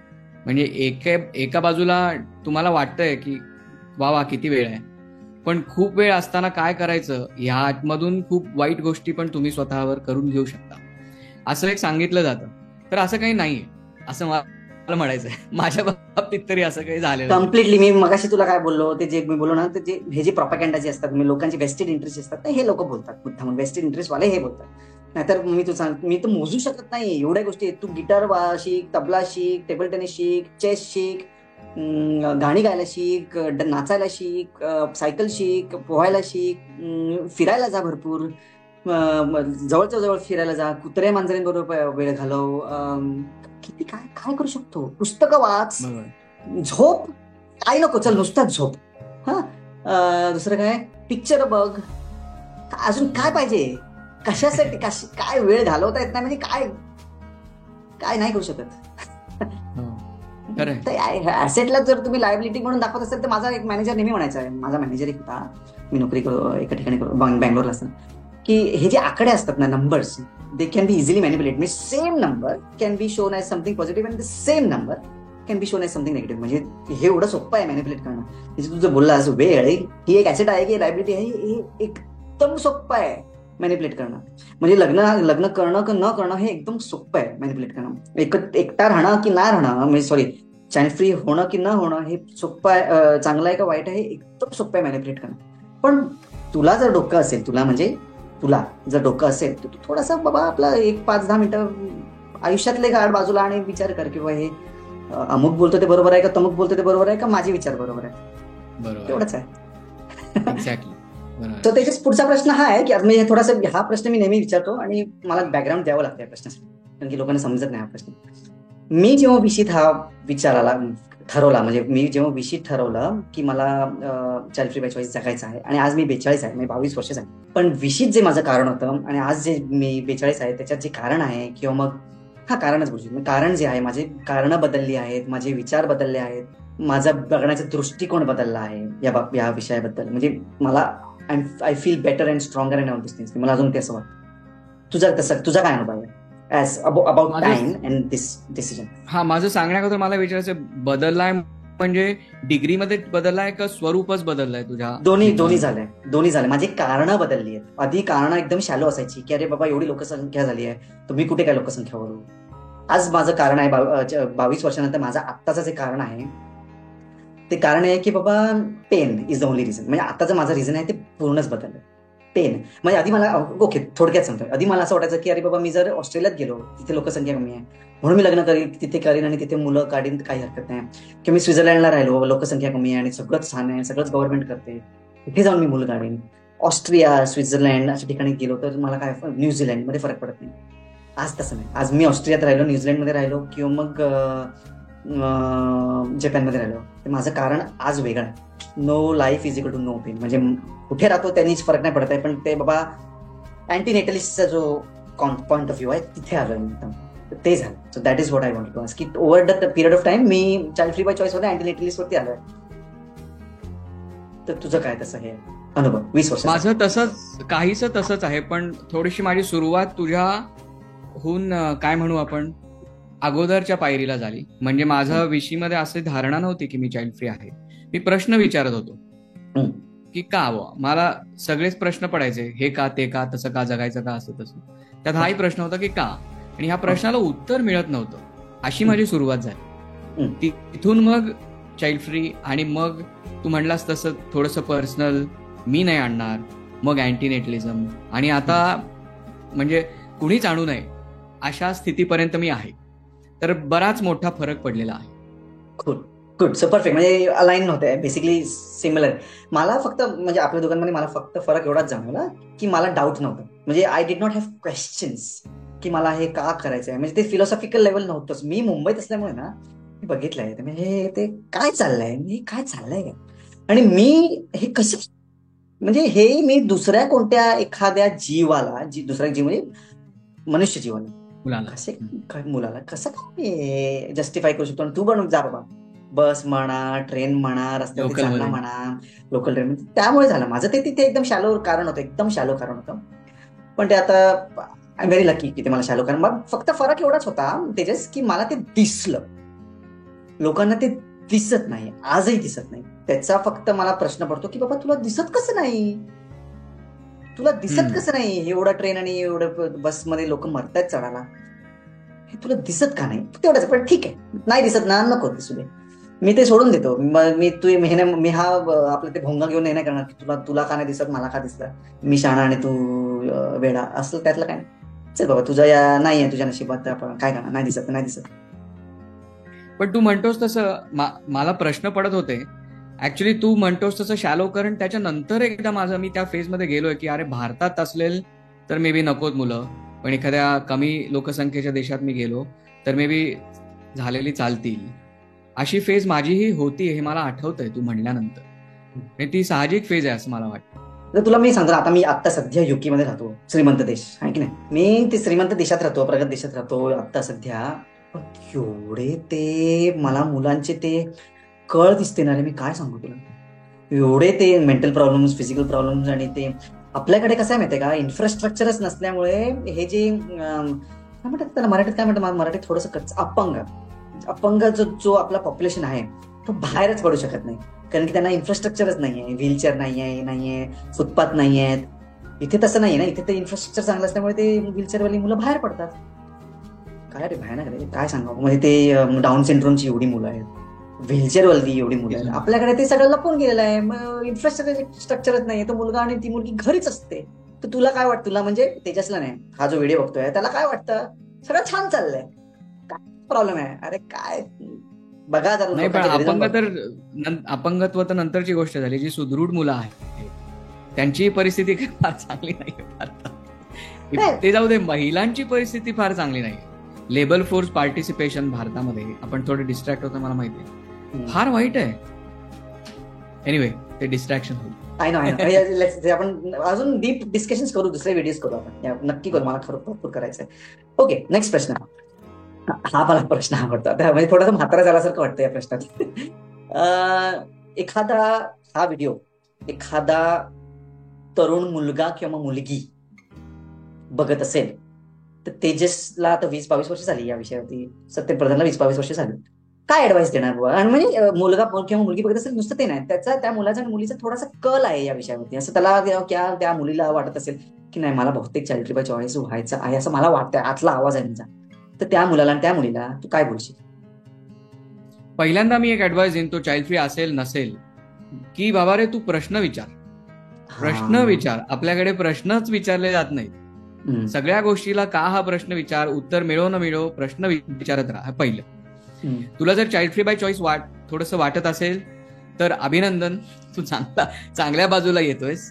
फक्त एक आपण म्हणलो तसं, साथीदार शोधताना, लग्न शोधताना बी ऑनेस्ट इन जनरल, पण ह्या बाबतीत बी ऑनेस्ट. आणि तुला स्वतःला जशी वैयक्तिक मला वाटतं चॅलेंजेस नसतील, पण सोसायटल चॅलेंजेस नक्की असणार, त्यांना तुला फेस करावं लागेल. पण you are on a virtuous path असं मी म्हणेन. मग त्याच्यामध्ये बऱ्याच गोष्टी, मग तो चाइल्ड फ्री, त्या अँटीनेटलिझम, बरीच लांब जर्नी, तो सगळ्या नंतरचा विषय आहे. पण सुरुवातीला तरी मी एवढं सांगेन. छान, परफेक्ट, व्हेरी व्हेरी. एक महत्वाची गोष्ट मी इथे हेही सांगेन बरं का, आणि जनरली सगळ्यांना सांगितली जाते, की जर तरुण असेल ना, तू नोकरी करत असशील, तू जितक्या लवकर रिटायरमेंटचा विचार करशील तितकं चांगलं, कारण कंपाऊंडिंग इफेक्ट असतो. आणि चाइल्ड फ्री लोकांना हे जास्त गरजेचं आहे, कारण भारतीय समाजामध्ये तरी अजूनही मुलंच वडिलांची काळजी घेतात. चाइल्ड फ्री लोकांना ते लक्षणे नाही.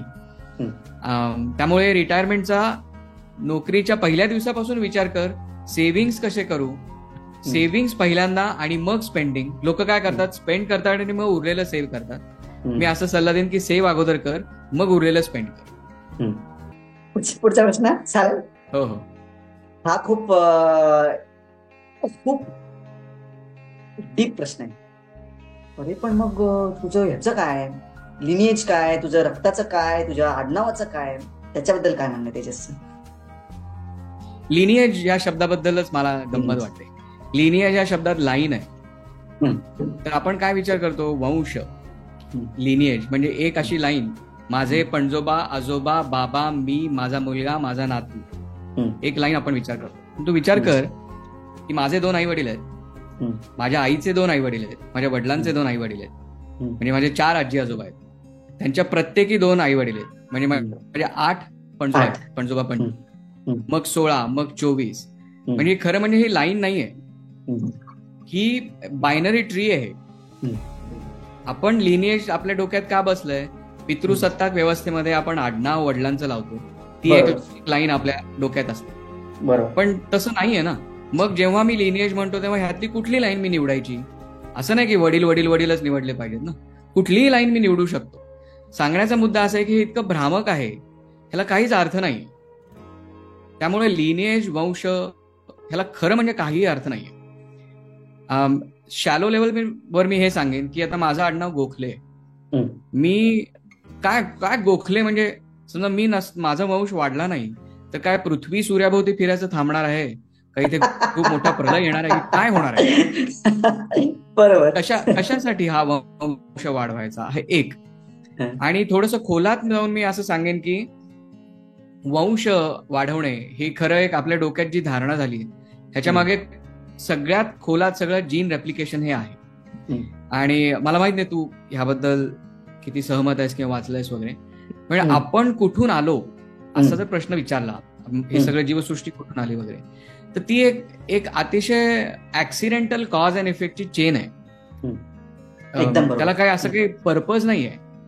त्यामुळे ती एक अपघाताने घडणारी जी साखळी आहे ती वाढवण्यात तसा काय अर्थ नाही. ती काय वाढली काय नाही वाढली काय काही फरक पडत नाही. त्यामुळे मला लिनिएजच्या बद्दल असं काय, किंबहुना मला वंशाचा दिवा आणि वंशासाठी आणि भारतात हे IVF बद्दल मोठ्या इंडस्ट्रीयल प्रमाणावरती ज्या काही गोष्टी चालल्या आहेत ह्याबद्दल मला खूप चीड वाटते की तुम्ही काय भ्रामक धारणांच्या मागे लागून परिस्थिती काय निर्माण करताय. असं परत मी नेहमी त्याच पॉइंटवर शेवटी कसं आहे माहिती, तेजस, वेस्टेड इंटरेस्ट आहे हजारो. मी हे म्हणतच नाही की हे 2024चा प्रश्न आहे, हा हजारो वर्षाचा प्रश्न आहे. वेस्टेड इंटरेस्ट सगळ्या गोष्टीत आहे. तर हा जो अँगल दिला जातो ना, तो जो बोलला, मी जो प्रश्न विचारतो लिनिएजचा, हा वेस्टेड इंटरेस्ट आहे.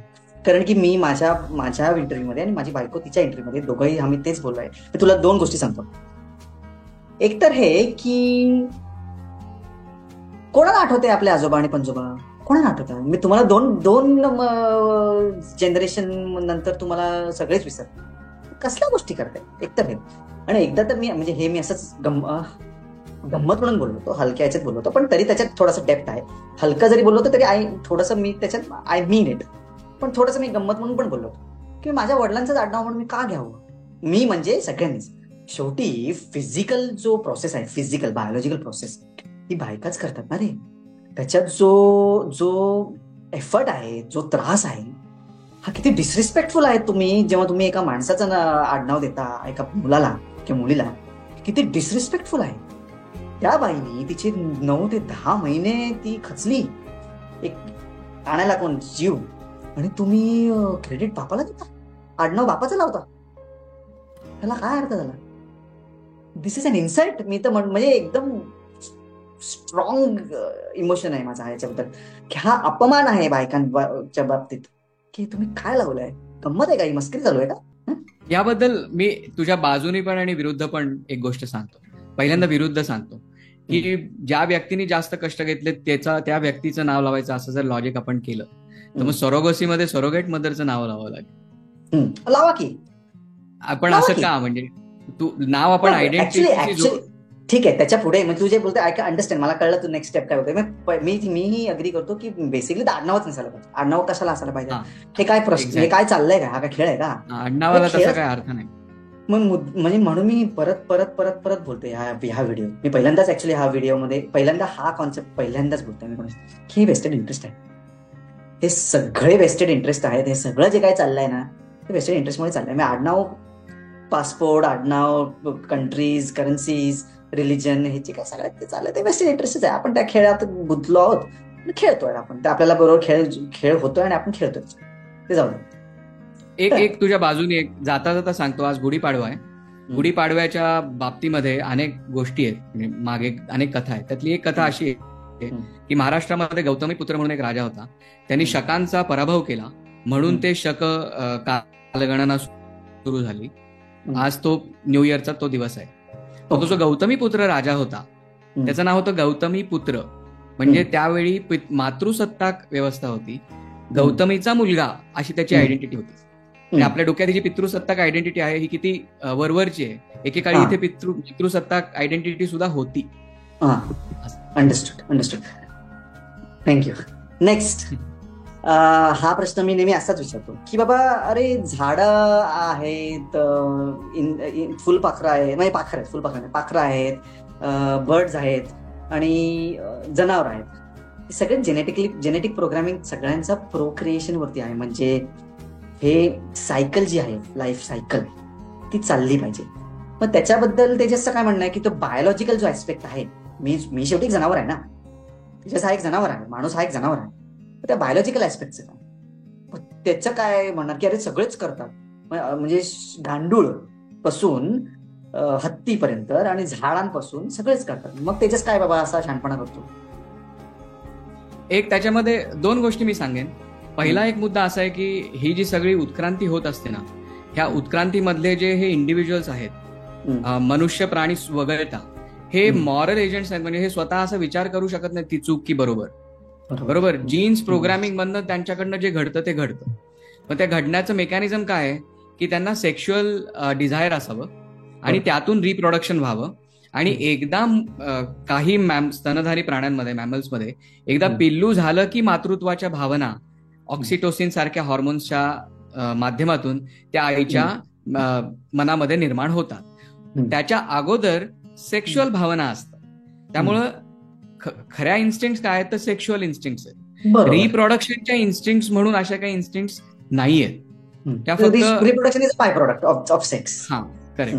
आणि आपल्याला सेक्शुअल इन्स्टिंक्ट्सच्या विरुद्ध आपण काही नाहीच आहे, म्हणजे पोझिशनच नाहीये. हे एक. दुसरा मुद्दा असा की गाढवं आणि घोडे आणि डुकरं कशी जगतात ह्यावरून आपण कसं जगायचं हा आपण ठरवत नाही. बरोबर ना. वरुण ग्रोवरचा तो व्हिडिओ आहे की तू तेलामध्ये बटाट्याची भाजी बेसनात मिसळून घालतोस आणि मग वडा म्हणून खातोस. गाढवांनी कधी करताना बघितलंय का तू? नाही. निसर्गात असं होतं म्हणून आपण करतो असं नाही. ह्याला अपील टू नेचर असं म्हणतात. हा प्रश्न मी मला बरोबर समज मुद्दामूनच हा प्रश्न विचारला. बरोबर. त्याचं काय उत्तर हेच आहे, तेजस्वी ते बोललास ते की हे सगळं नसतं, आपण सगळंच काय नॅचरल करत नाही. मग तसं असतं तर कपडे कशाला घालतो बाबा? एक्झॅक्टली. सगळंच नॅचरल जर तुला करायचंय मग शिजवून का अन्न खातोस, कपडे काय घालतोस, हे प्रश्न पडतात. म्हणजे सगळेच प्राणी एक रिप्रोड्यूस करतात म्हणून मी केलं पाहिजे कारण की तो बायोलॉजिकल आहे आणि मी बायोलॉजिकल आहे. तर मग तू बाकी सगळं बायोलॉजिकल ह्याच्या सायकलच्या बाहेर घरात राहणं, इलेक्ट्रिसिटी वापरणं ते सगळं चालतं. ह्या एक गोष्ट केली तर मग तू मग ते चुकीचं असं. मग ते चुकीचं असं कसं करायचं. Okay, thank you. नेक्स्ट प्रश्न आहे की हा पण खूप डीप रुटेड प्रश्न आहे. मग सेन्स ऑफ पर्पज काय? तुझ्या आयुष्याला अर्थ कुठं लागतो बाबा? मूल नाही, मग तू काय करतो? मग आयुष्याला अर्थ कसा काय लागतो? आता मला थोडीशी तुझी क्षमा मागायची की मला थोडंसं डीप जाण्याचा मोह होतोच आहे, कितीही मी आवर घातला तरी. तर कारण आयुष्याचा अर्थ हाच मुद्दा खूप खोल विषय आहे. तर एक पहिल्या सुपरफिशियल लेवलवर मी हे सांगतो की आयुष्याला तसाही काही अर्थ नाहीये. तुम्ही मुलांना जन्म दिलात तरीही ते आयुष्य निरर्थकच आहे आणि तुम्ही गरीब होणार आहात त्याहून. पण जरासं खोल लेवलवर मी हे सांगतो की आयुष्याला अर्थ काय, मिनिंग ऑफ लाईफ काय, हे जेव्हा आपण म्हणतो तेव्हा तू म्हणलास तसं पर्पज आपण शोधत असतो. आणि डेव्हिड बेनेटार यांनी 2 प्रकारचे मिनिंग्स त्यांनी सांगितले, इतरांनी सांगितले असतील, मी वाचलंय. की एक म्हणजे बाबा मी का जगतोय, तर मी माझ्या पोषणासाठी जगतोय, पण तेवढं पुरं नाही की मला माझ्या बाहेरचं काहीतरी पर्पज पाहिजे, की मी अमुक करण्यासाठी जगतोय, मी बाबा देशासाठी जगतोय, सोसायटीसाठी जगतोय. मग ते का अजून तो सर्कल वाढवला, मी माझ्या कुटुंबासाठी जगतोय, आणखीन काय तालुक्यासाठी जगतोय, जिल्ह्यासाठी जगतोय, महाराष्ट्रासाठी जगतोय, भारतासाठी जगतोय, सगळ्या ह्युमॅनिटीसाठी जगतोय, सगळ्या जीवांसाठी जगतोय. असं जर आपण सर्कल वाढवत गेलो तर असं लक्षात येतं की शेवटी काही नाहीये. म्हणजे ही युनिव्हर्स काय आहे, सगळी पृथ्वी समजा गायब झाली तर universe does not care, it doesn't matter. त्यामुळे हे कॉस्मिक मिनिंग जे आहे कॉस्मिक लेवलला, तर डेव्हिड बेनेटर म्हणतात की कॉस्मिक लेवलला काही अर्थ नाही, तर ते शेवटी हे निरर्थक आहे. ह्याचा अर्थ असं का की मग नाही बघ जगण्यातच काही अर्थ नाही, तर असं नाहीये. तुम्ही टेरेस्ट्रियल लेवलवर म्हणजे जमिनीवरती तरी सुद्धा काही अर्थ तयार करू शकता आयुष्यातले, की मला ह्यांना मदत करायची, मी ह्या कॉजसाठी काही सेवाभावी संस्था आहेत वगैरे वगैरे, हे तुम्ही टेरेस्ट्रियल मिनिंग तयार करू शकता आणि त्या मिनिंगसाठी तुम्ही जगू शकता. हे मिनिंग बिल्ड करण्यासाठी मुलं होण्याची अजिबात आवश्यकता नाही. उलट पक्षी मी असं म्हणेन की मुलं नसतील तर तुम्हाला हे खरंच मिनिंग साध्य करता येईल. काहीतरी वेळ देऊन, पैसा देऊन, एफर्ट देऊन हे मिनिंग साध्य करता येईल. त्याच्यात मुलांची अडचण येणार नाही. आणि जर तुम्ही मुलांमध्ये अर्थ शोधत असाल की बाबा मी नवीन मूल तयार करीन आणि त्यांनी माझ्या आयुष्याला काहीतरी अर्थ येईल, तर तो अतिशय मी असं म्हणेन स्वार्थी आणि एक आत्मकेंद्रित असा एक अर्थ होईल. त्याला काहीच म्हणजे खरं म्हणजे निरर्थक अर्थ येतो, त्याला एक अर्थ आपण म्हणतोय एवढंच. त्या उलट तुम्ही जर इतर टेरेस्ट्रियल मिनिंग जर शोधला तर तो जास्त अर्थपूर्ण अर्थ. हो, थँक्यू. सॉरी ओके, पुढे जाऊया. नाही, मस्त मस्त मस्त मस्त मस्त जड पाहिजे, हा प्रश्नच तसा आहे. पुढचा प्रश्न ठीक आहे. हो, सोप्पा प्रश्न हा पण खूप कॉमन आहे, पण सोप्पा प्रश्न. म्हातारपणी काय करणार बाबा तेजस? मुलं नाहीत बघायला, मग म्हातारपणी तेजस काय करणार? हातपाय चालायचे बंद झाले की काय करणार? रिटायरमेंटचा मी प्लॅनिंग करतोय शक्य होईल तितकं. आणि अनेक केसेस आहेत इथे भारतामध्ये, वृद्धाश्रम वाढीला आहेत. ज्यांना मुलं आहेत तेही लोक वृद्धाश्रमात आहेत. त्यांनाही प्रश्न आहे की म्हातारपणी मी काय करायचं. मुलं झालीच की शाश्वती नाही की ते होईलच एक.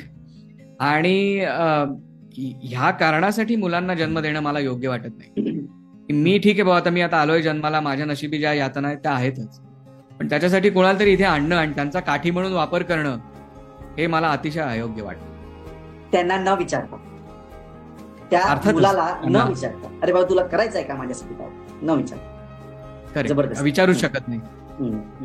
नाहीच. ठीक आहे. So basically old age home म्हणतोस मी थोडक्यात. प्रश्न उत्तर आहे की ओल्ड एज होम, वृद्धाश्रम. ओल्ड एज होम हे एक उत्तर आहे. आता माझं रिटायरमेंट कसं पॅन आउट होतंय त्यावर आहे. आणि यात खूप व्हेरिएबल्स आहेत. म्हणजे रिटायरमेंटमध्ये काय आहे ना की माझी आर्थिक स्थिती आणि देशाची अर्थव्यवस्था ह्या जोडल्या गेलेल्या आहेत. देशाची अर्थव्यवस्था म्हणलं की ते इतकं व्हेरिएबल आहे. मे बी सगळं चांगलं होईल, मे बी सगळं वाईट होईल, हू नोज. बरोबर, असं. ठीक आहे. ओके, सो आता शेवटचे 2 प्रश्न. की मी असं तुला काय आहे की मी प्रश्न विचारला नाही पण तेजसला सांगायचं आहे, म्हणजे ह्या विषयावरती काहीतरी बोलायचं, माझं विचारायचं राहिलं पण तुला बोलायचं आहे. प्लीज, काय जे काय असेल तुला वाटत. मला ऍक्च्युली तुलाच प्रश्न विचारायचा आहे की तुझ्या विचारांमध्ये जे शिफ्ट झालं, की तू म्हटलास की मला अगोदर असं वाटायचं की पॉप्युलेशनमुळे मुलं नको होत वगैरे, पण मी नंतर पेन बघितलं आणि आता पेन, सफरिंग हा माझा मूळ मुद्दा आहे नवीन मुलांना जन्म न देण्याचा. आणि तरी सुद्धा तू तो पर्सनल चॉईस म्हणून ठेवलायस. पण हा म्हणजे मग सफरिंग जर होत असेल तर तू मुलांना जन्म दिलास काय, इतरांनी दिला काय, सफरिंग त्या मुलाला होणारच आहे. मग हा पर्सनल मुद्दा कसा राहतो? नाही, ओके, व्हेरी गुड क्वेश्चन. मी हे जे काय करतोय ना, हे जे काय करतोय तो त्यातला भाग आहे. त्यातला भाग म्हणजे काय की मी फक्त मी आणि माझ्यासारख्या विचार करणाऱ्या लोकांचे फक्त विचार बाहेर काढणं, लोकांपर्यंत पोहोचवणं, म्हणजे एज्युकेशन. मी जो टूल वापरतोय किंवा माध्यम वापरतोय तो एज्युकेशन म्हणून वापरतोय. हे जे आहे हे एज्युकेशन आहे. एज्युकेशन बघ, आता व्हेरी गुड क्वेश्चन. ऍक्च्युली खूप डीप आहे प्रश्न. बेसिकली काय की मला मान्य आहे, ठीक आहे, हे असं नाही झालं पाहिजे, मुलं नाही झाली पाहिजे, सगळ्यांनीच नाही केलं पाहिजे असं मला वाटतं.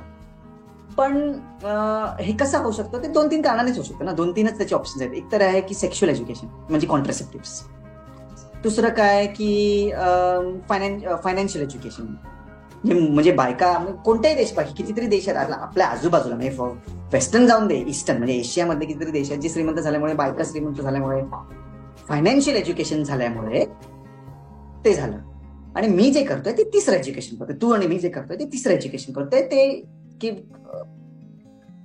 की बाबा अजून काय आहे, म्हणजे कॉन्ट्रासेप्टिव्ह झाले, फायनान्शियल एज्युकेशन झालं, आता तिसरं काय कारण असू शकतं की बाबा ह्याच्यामुळे लोकांना वाटत असेल की हा, कारण की सगळ्याच देशांमध्ये काय सगळेच देश श्रीमंत होऊ शकत नाहीत, सगळ्याच देशांमध्ये कॉन्ट्रासेप्टिव्ह मिळू शकत नाही, सगळ्याच देशांमध्ये फायनान्शियल एज्युकेशन होऊ शकत नाही किंवा मग तसलं एज्युकेशन होऊ शकत नाही.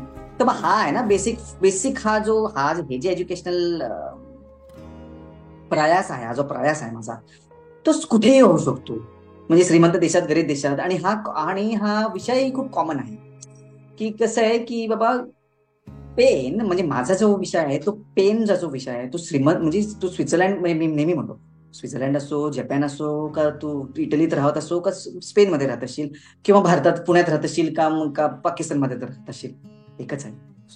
एक्झिस्टेन्शियल पेन जे आहे तो सगळीकडे होतो. तो श्रीमंत देश नाही, गरीब देश नाही, एज्युकेटेड नाही, अनएज्युकेटेड नाही.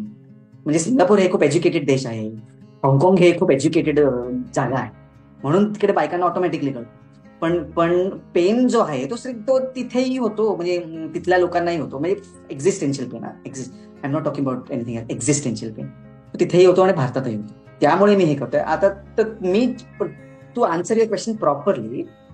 मला एवढं समजलं आयुष्यात, एवढं मला समजलंय की मला ना ते कसं आहे माहितीये का, तुझ्या डोक्यात ती बी असली पाहिजे. मला फक्त पाणी घालायचं, मी पाणी घालायचं काम करतोय. हे जे काय करतोय ना त्याच्यात माझा उद्देश पाणी घालायचा आहे. तुझ्या डोक्यात बी असलं पाहिजे कधी, किंवा मग दोन्ही देतोय मी तुला, बी देतोय मी आणि पाणी देतोय. त्याच्यातनं जर मग तू झाड तुझं फुललं आणि मग तू ते चालफिर झालास तर ते चांगलंच आहे. कारण की त्याच्या पुढे मी काय करू शकतो ना. आणि मी ते अजून एक फिलॉसॉफिकल अँगलने जर तू बघायला गेलं तर ते भगवद्गीताचं जे कॉन्सेप्ट आहे तोच आहे. मी काय कार्यच करू शकतो रे, कार्याची काय फळं कुठे बघत बसणार मी कुठे बघत बसू की आता हे जे मी काही व्हिडिओज करतोय त्याच्यात मला कुठे कळणार आहे की एका मुलाने आणि एका मुलीनी घेतलं की अरे हा या व्हिडिओमध्ये मी झालो का 4 जण करणार आहेत का 400 जण करणार आहे, तर मला कधीच कळणार नाही आयुष्यात. आता मी ते भगवद्गीताच्या अँगलने करतोय की जे होईल ते होईल, आपण आपले प्रयास करू, त्याच्या पुढे काय करणार. पण I don't want to enforce it. Absolutely don't want to enforce it, I agree. पण हाऊ बद्दल आपण खूप बोललो, पण व्हॉट मध्ये तुला हे वाटतं की इतरांनीही मुलांना जन्म देऊ नये? ऑफकोर्स नाही तर मी हे करूच शकत नाही. पण मी फक्त त्यांना एवढंच सांगेन की का तर ते तुम्ही करायचं की नाही करायचं, तुम्ही कम्प्लीट, तुम्हाला स्वातंत्र्य आहे. मी फक्त काय थोडासा वेळ द्या, स्वतः बसा, एकटे बसा, विचार करा. माझ्या इंग्लिशमध्ये मी म्हणतो pause, zoom out and introspect. एवढं करा. काय बाकी काय बोलणार ना आपण, ठीक आहे? ओके, बाकी काय राहिलं नाही बोलायचं. हा, मला एक शेवटचा प्रश्न विचारला होता, थोडेच मिनिटं राहिले आपल्याकडे, की बाबा तेजसला असं का वाटलं की बाबा सत्येंद्र प्रधानशी बोलावं आणि त्याच्या पॉडकास्टवरती येऊन त्याचे विचार शेअर करावे, असं का वाटलं? मी सत्येन येन ची येन ह्या चॅनलचे व्हिडिओ बघतोय. अमॅन्डानी सांगितल्यापासून मला ह्याची ओळख झाली ऍक्च्युली. आणि मी आता ही सिरीज सगळेच बघितले नाहीयेत, बघायचे पण तरी बघतोय जमेल तितके, आणि मला ते आवडत आहे. हे माझा व्हिडिओ करण्याचा आणि ह्याचा प्रचार करण्याची पद्धत जरा वेगळी आहे. सत्येन जे करू शकतो ते मी करू शकत नाही, आणि त्यामुळे ते मला आवडतंय. सत्येनने बोलवल्यावर मला नक्कीच आनंद झाला. Thanks a lot for your time. म्हणजे खूपच बरं वाटलं बोलायला तुझ्याशी, आणि आपण भरपूर काहीतरी एकत्र करू शकतो. आणि मी पुण्यातच येत आहे म्हटलं ते आपण अजून करू शकतो फिजिकल, फेस टू फेस पण.